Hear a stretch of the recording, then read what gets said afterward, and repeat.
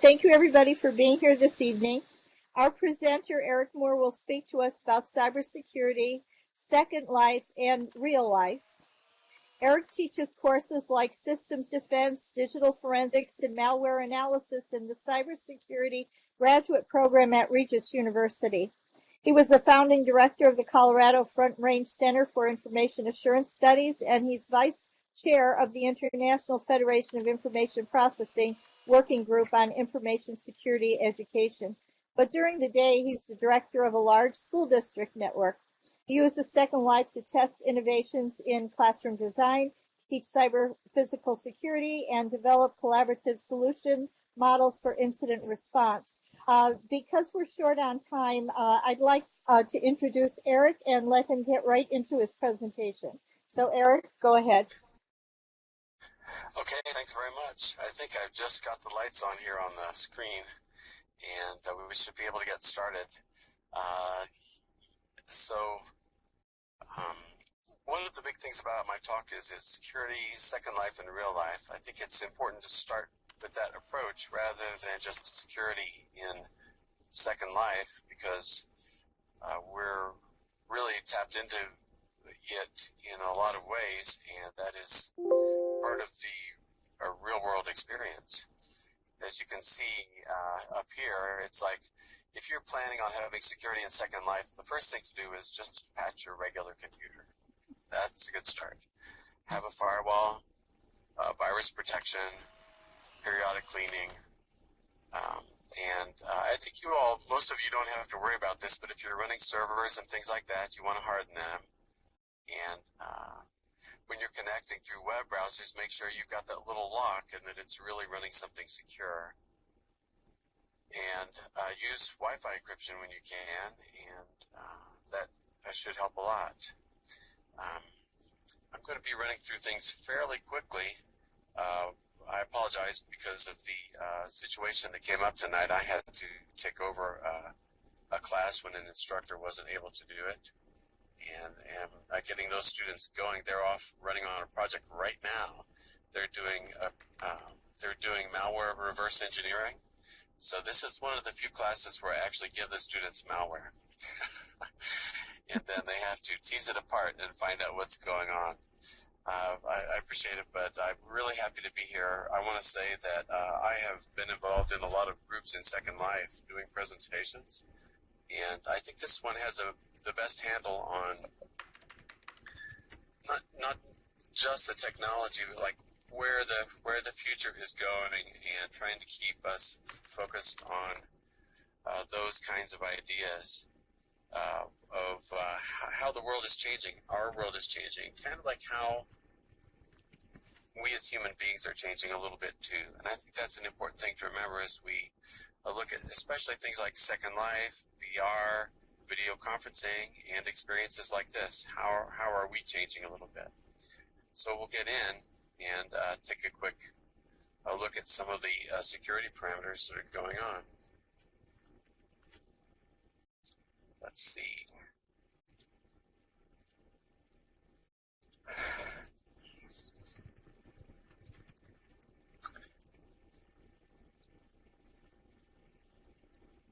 Can you all see this okay? So these may seem like subtle points, but okay, good, thanks. But as you can see here, you should be careful with your accounts. Don't use the same account in Second Life that you use for your banking. If you can randomize some parts of your password successfully, I think that's really a good thing. There are different algorithms now that suggest what passwords are better. Generally speaking, newer algorithms request that you do long phrases of unrelated words rather than having uppercase, lowercase, and all these other little things you have to remember. So hopefully that will make it easier for all of us, and people will be less inclined to write their passwords down. Also, it's a good idea to realize that your primary email is a vulnerable route to a lot of the things that you do in life. It's where you set your backup passwords, and lots of things like that happen. Getting to a factor authentication like a phone confirmation or a YubiKey is a good idea, so please consider that. And YubiKey is, I'll put it in the chat. So think of things like that if you can for your root emails, for email servers that allow those types of things. Connecting, you can connect through virtual private networks, which can be good. Free virtual private networks I do not recommend. Generally, they're trying to scrape for information. But for pay, virtual private networks can be good. There are a variety of different ones out there. And you can go to things that rank the for pay virtual private network sites. It creates a little tunnel between you and a generic place on the internet, so that the people around you sitting in a coffee shop don't necessarily track you. Even inside a VPN, SSL is important, and some type of internal encryption is important. I was really glad when Second Life started using encryption. For communications, and generally I think it's the case now as I've scanned, but I'm not going to give a definitive answer on that for any situation. Again, two-factor is good in these kinds of situations, and I mentioned already a little bit about the complexity analysis. If you have, even though I'm making this lecture go a little bit quick, if you have questions, please put them in the chat and I'll make sure I answer everything. And you can follow up with me. I'm happy to do that. Just send me messages and let me know what you got. For Avatar, beyond the passwords you have on your own computer, make sure that your own you set a password there and keep it to yourself. Sharing out accounts with people is not a good idea, and those just generally lead to trouble. Background audio, making sure you realize that when you're in Second Life voice, it's not just your voice is an important thing. In terms of LAN protection, when people say, what kind of security do you use in Second Life, there are not a lot of options, but these are some of the best options here. If you're going to do something really secure using OpenSIM and running it in a server under controlled environments is a better way to do it, realizing that Second Life is a cloud service and that it isn't going to have absolute controls. Not that Second Life doesn't do a good job of trying to continuously upgrade their security, but that's a continuous process for a service that's exposed to the internet, which is very different from running internal systems. If you're doing like a training exercise internal to a group that has security requirements, then that's a little different thing. The last one is the best way to handle griefers in Second Life is to report them. That way you're getting the team of Second Life on your side. And there are things they can do about it that you won't be able to.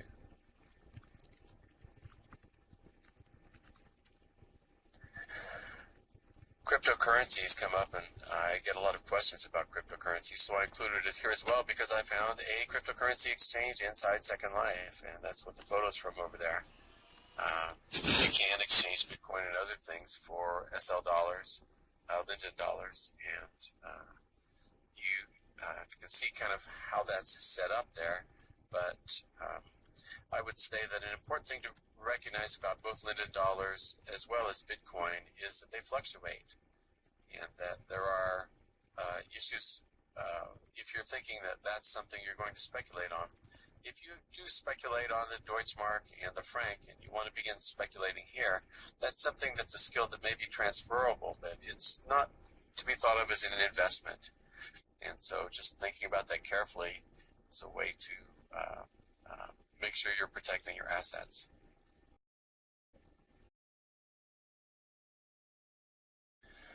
The dark web is another place that I guess I said place, but the dark web is another function of the internet to obfuscate traffic. It was originally started by the U.S. Navy to protect people. If we think of the Tor network as really how the dark net became popularized. And that's where different PCs, personal PCs, connect to the dark web, and that simply happens by peer-to-peer networking. Different computers connect together through encrypted tunnels. The reason that it's important for someone in a country, like a dissident in a country where there's violent oppression, to use something like this instead of just the regular internet or even an SSL tunnel is because if you connect to internationalamnesty.com, even if it's totally encrypted, they know the IP addresses you're going to. And this helps obfuscate that so that they don't necessarily know where you're going. And where you're going is becoming more and more important in security controls. Another reason to use a VPN, if people are wondering where you're going, well, if you have a VPN, you can control it. In work environments and things like that, usually VPN are not allowed unless they're associated with the work. So making sure you're following your company rules and things like that is important. Here in Second Life, it's a little bit concerning to think about this. How many people have read the book Snow Crash? If you can just put it in the chat.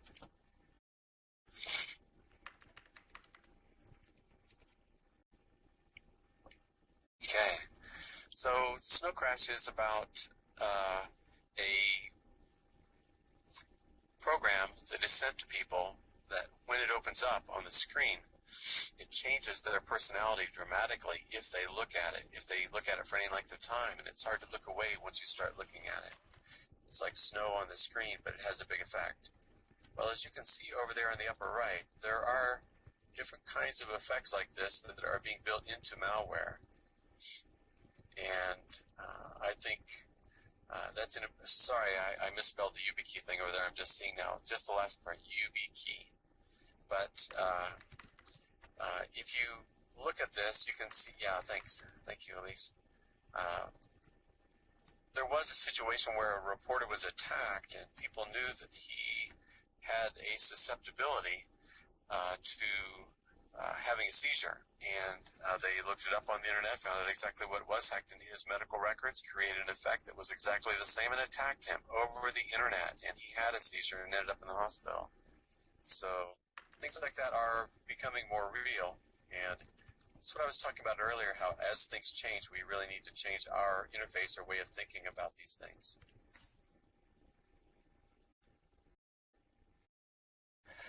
Cyber Kinetics is also another big thing that I work on a lot, and that is defending against cyber kinetics, like an attack on a dam, an attack on a power grid, something like that. And we study things like the Ukraine generator attack. And these things can affect our daily lives as cyber begins to underlie our expectations for the regular world around us. Not just if you're in a virtual world, you better be careful, but all of us should be careful to protect our assets. Thanks for the post. Yeah, that's really a good one.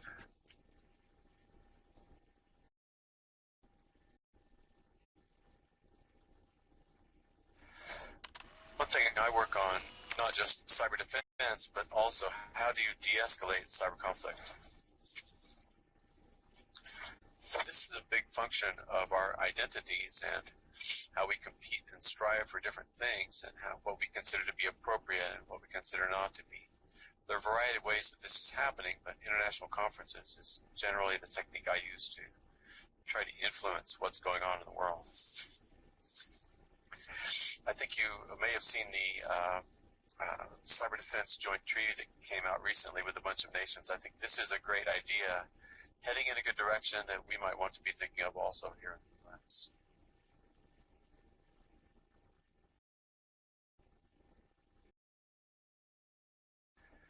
And so I'll take a few minutes if people have questions or anything like that.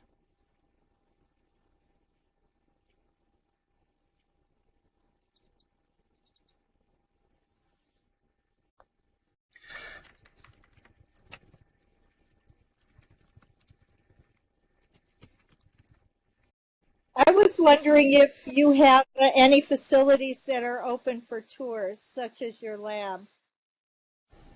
Yeah, I do have a lab that I give tours of, and I'm happy to do that. If you want to schedule a time, as you can see, I'll go to great lengths in order to make sure I meet my appointments, even if I can't stay the whole time. but I really apologize for not being able to spend as much time with you all as I had hoped originally. But yeah, I'm happy to schedule a time in the lab. And if you get a gang together, or really if you're just one person and you say, hey, I'd like to see that lab, I'm thinking about using that in a project, I wonder what's possible here.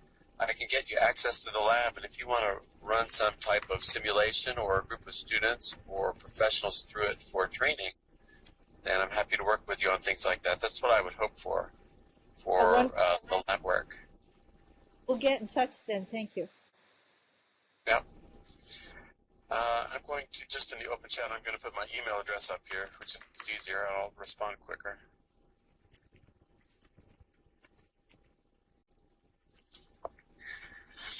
And so the different kind of labs I offer are, I have a data center that is highly insecure, where I train physical security auditors to make it secure. They walk through, they look for the vulnerabilities, they make a list, and like a good auditor, then you get the list at the end for what to do.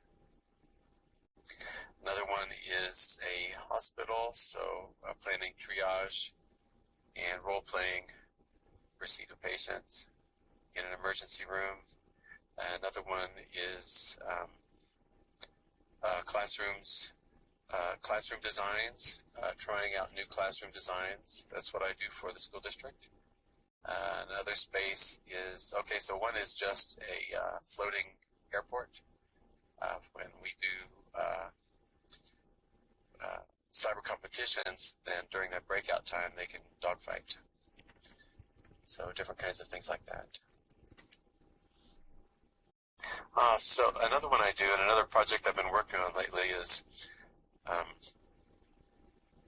network operations centers, security operations centers. A data center in real life you need, and even if you make a data center in Second Life, you need a data center in real life to run it. But a network operations center, if you make it in Second Life, you really don't need one in the real world. You can run it without. So that may end up one day saving groups of people millions and millions of dollars. And while I don't have enough time to develop this rapidly, if you know people who would like to do that, either tell them the idea, have them contact me. I think it would, especially for groups like FEMA, where they could drop VR headsets on people and be in world rapidly to collaborate on how to triage a situation. That would be amazing. I think they would have to include a little solar cell and something like that. Okay, go ahead. Oh, sorry, real quick. We had one question from Zoom that was asking about other resources that are out there to learn about cybersecurity and our infrastructure. Are there like any best practices or websites or any things like that? Yeah, there are a lot of standards out there. I think there have been a couple of federal sites. I haven't gone to them recently, but if you want to go into it as a career, then looking for the Centers for Academic Excellence that are different universities get that certification. For instance, the one at Regis, that's where I was the founding director of that center. And so you can check out things like that. But also, commonsense.org is one for if you have kids. And there's a variety of sites. If you send me an email, then I can also send you a couple links, see if that helps, and then we can communicate until you get what you need.